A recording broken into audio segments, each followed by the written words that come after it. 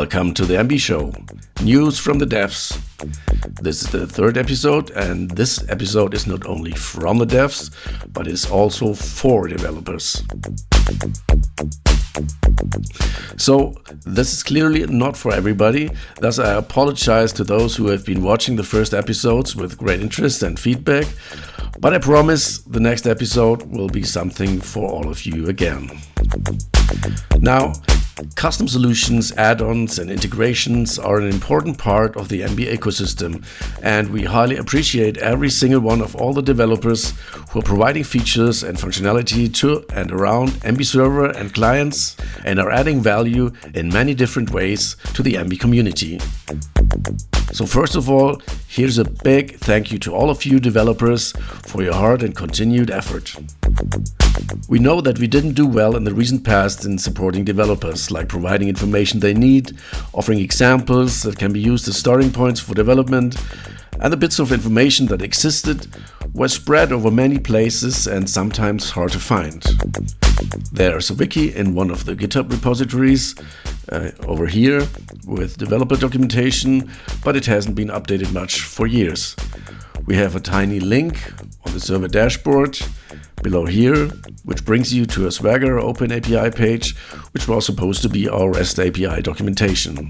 Then there are some repositories with plugin code on GitHub, but many of them do things in different ways, mostly for historical reasons. And when you look at them, you just keep wondering which ways and patterns are the right ones and the best ones, and eventually which one should you choose as a starting point. And there are also some repositories with API client code, like this one, MB API client C#. There's a repository with JavaScript API client and one for Java, but all of them have one in common. They haven't been updated for a long time. 2018, 2020, 2018, and the conclusion from all of that has been clear. It was really time to do something about it, and over the past month we have been working on wrapping it all together into a single piece and package. Today I'm glad and proud to announce the new MB SDK. What is the MB SDK, what's in it, and where can you get it? The MB SDK is a single package which includes everything we have and everything you need for developing solutions for and around MB server. There's documentation, both conceptual and API reference documentation. There are code samples and API client code for many different languages. Your one-stop resource for accessing all of the information is a new website, or rather a subsection of the MB website, that is dev.mb.media. This website contains the full set of the SDK documentation, and it points at the MB SDK GitHub repository from where you can download the SDK packages. When you have downloaded and extracted the SDK packages, it will look something like this. In the root there's a documentation link, and when you open that link you will get the exact same content as the website shows for offline browsing. Now, at first glance it might seem a bit anachronistic to do offline browsing of any documentation these days, so why did we even include it? And that brings us to an important point: versioning. When you're developing for MB, you will sooner or later get to a point where you will have to deal with different versions of MB server, and you will need to ask yourself the questions: which is the minimal version of MB server that I want to support, and what API features can I use when targeting that version? Or you want to use a certain relatively new feature and you want to know what is the minimal required version of MB that supports this feature. While the new MB Dev website always gets updated to the latest SDK version, the offline documentation does not, which means that you can download the SDK for the MB version you're targeting, and in the SDK package you have the documentation that exactly matches the SDK and your targeted API version. In the past, we often didn't update documentation because when a feature was developed, we would have been ready to add some documentation for that feature, but we felt it wasn't the right time yet, because it sometimes takes months until a feature gets into stable release, and we didn't want to document something that cannot be used yet. And at the time these things get into release, it often had already dropped out of attention, and the docs were never updated as a result. For the SDK now, we have switched to a new and different approach. The documentation is included and part of our code. It is subject to the same cycles of development, beta testing, and releasing as the code which has the changes it is documenting. And the same applies to the whole SDK. It is auto-generated and released in parallel to the releases of MB Server. The result and big benefit of that is that the SDK will never get outdated, unlike all the other things we had before. That principle allowed us to drive this one step further. We are providing the SDK in two flavors: stable release and beta. This allows you as a developer to early adopt and develop for upcoming MB features by using the beta versions of the SDK with fully accurate reference documentation, code samples, and API client code, which specifically matches the available beta features. There's even an additional website for the beta SDK versions, available at betadev.mb.media. As we have been running the SDK silently for quite a while, there are already some differences you can spot. For example, when we look at the plugin sample code, here's a single sample for the release SDK, and in the beta SDK, we already got 3 examples. Or when you look at the documentation for plugin development, there are just a few topics in the stable version. And when we look at the same place in the beta documentation, there are quite a number of additional topics that have been added. And now, as soon as the next stable will be released, all this will automatically be transferred into the stable SDK. Let's take a closer look at the contents of the SDK. There are 2 major and quite different ways to develop solutions for MB Server. You can use the REST API. This allows you to interact with MB Server from the outside, like from another application, be it another server, a desktop application, a mobile application, a website driven by JavaScript, or even just a command line script. The other way is to develop server plugins. Server plugins are running directly inside MB Server and allow to extend MB functionality in many different ways. For example, you can create metadata providers for decorating media items with additional information, subtitle providers for getting subtitles from other sources, channel plugins which allow you to bring external content into MB, synchronization providers to synchronize media from and to different places and platforms, notification providers to relay information about things happening in MB to the users over different channels. And there are many more possibilities. MB is developed in a very modular way internally, and that provides a large amount of opportunities for developers to jump on and provide extended or alternate functionality. Let's take a closer look at the available documentation. There are 2 sections. Documentation. This section provides conceptual documentation, which explains the concepts of how things are working and approaches you can take as a developer to make use of them. The reference section has documentation for all the REST API endpoints and all the interfaces and classes that are available for development of MB Server plugins, down to every single detail, and always accurately matching the version of the SDK, which is equivalent to the version of MB Server to which it applies. Now, let's assume you're a developer and you want to interact with MB Server via its REST API. You would typically start at the documentation section and there at the REST API documentation, and you can just start reading from the starting point, which explains the basic, how to access the API and how to use it.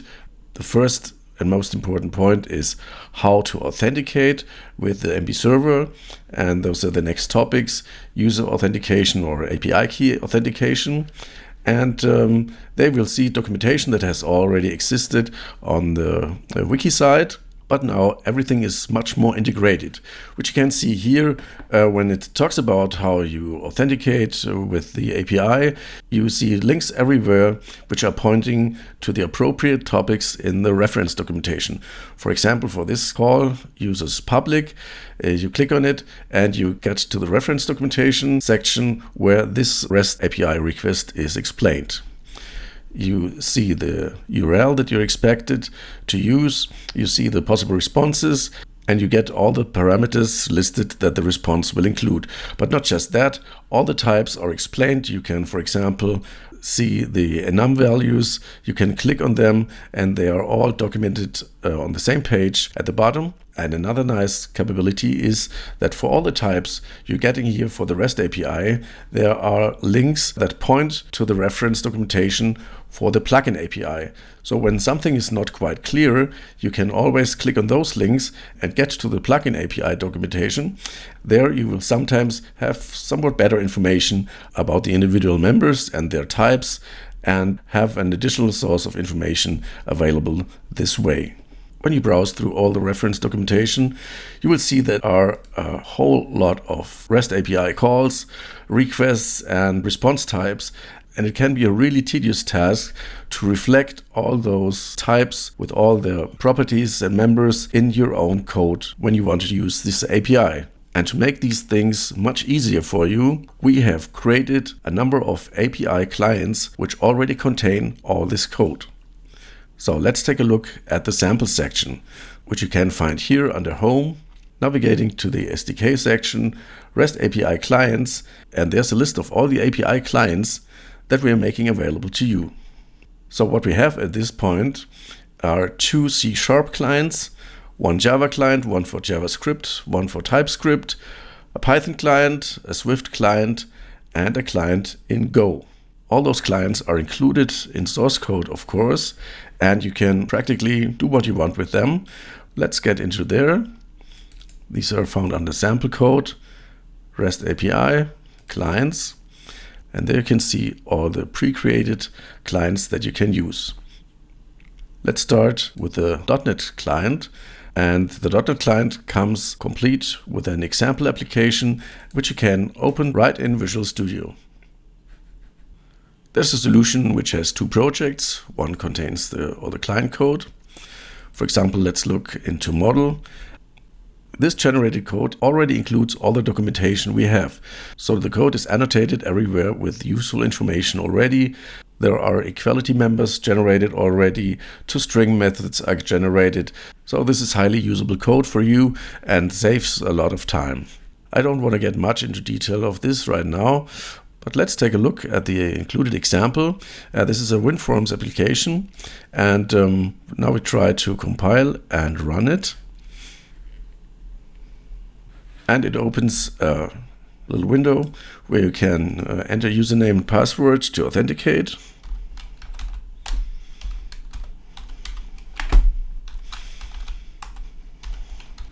And when you click connect, you get the result from the authentication request. And there are also a few other demo requests included that you can try out this way to better understand the API client code. And we got similar code for other languages. We don't have sample applications for all languages, but we have the generated client code and always with all the model classes included. So you will never again need to create or generate all the client model classes on your own. Now, if you want to develop server plugins, the procedure is pretty much the same. You start at the documentation, creating server plugins. There are all the basic steps explained you need to perform to start and develop your very own MB server plugin. To make it even easier for you, we now have a plugin template. You can find the template at the same place in the SDK section and also in the download package of the SDK.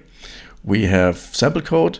We have 2 templates. One is a simple plugin template, and we also have a template that shows how to use the new MB plugin user interface framework. And this is the final point that we're going to look at now. Those of you who have developed a plugin for MB Server before probably know that it can be quite an annoying task to get this working.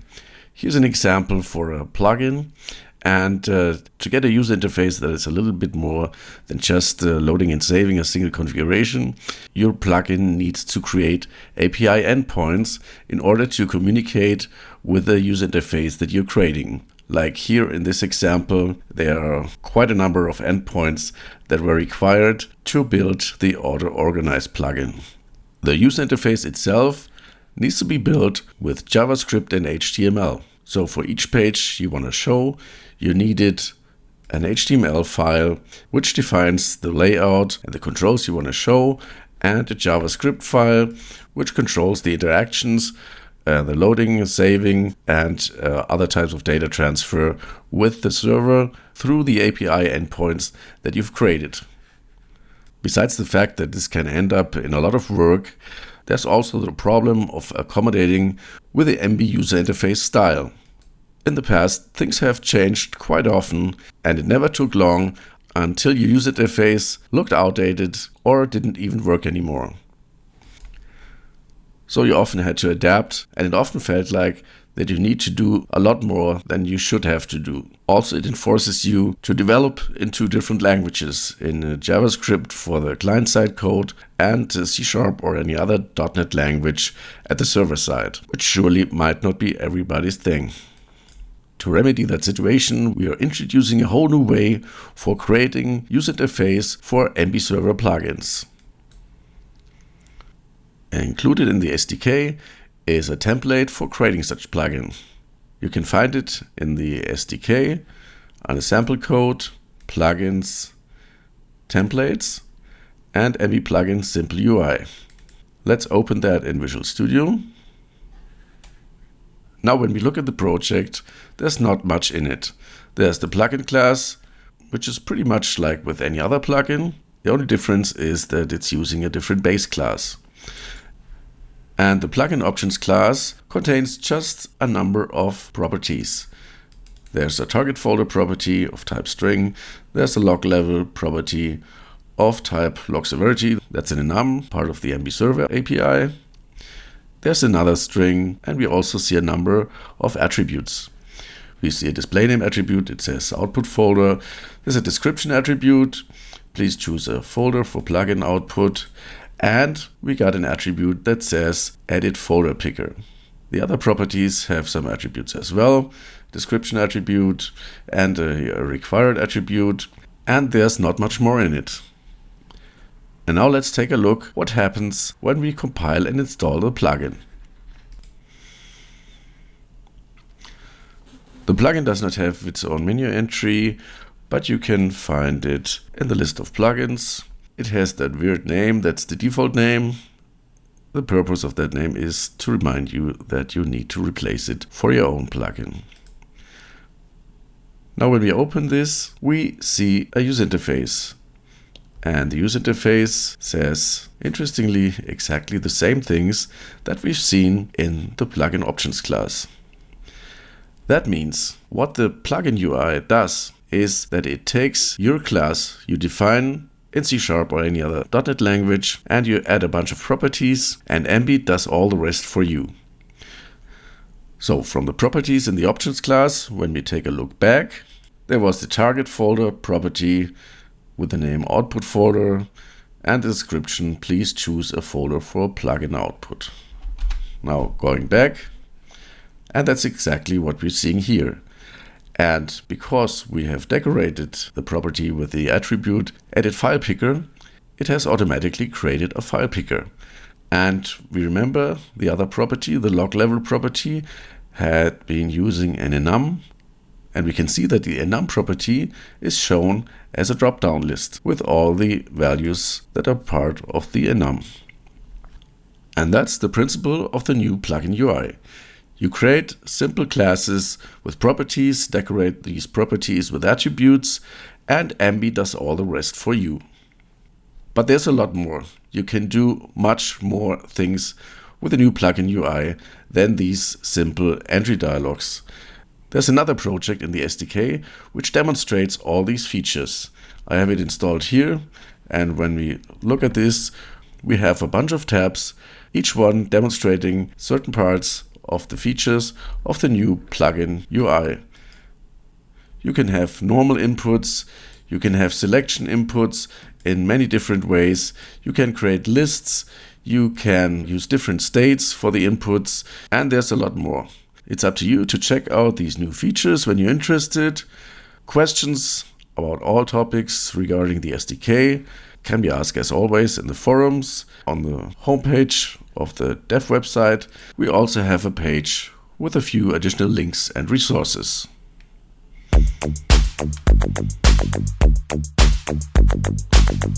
I hope you have enjoyed this episode, and I hope you will check out the SDK and all its new features and information very soon. Thanks a lot for watching, and goodbye.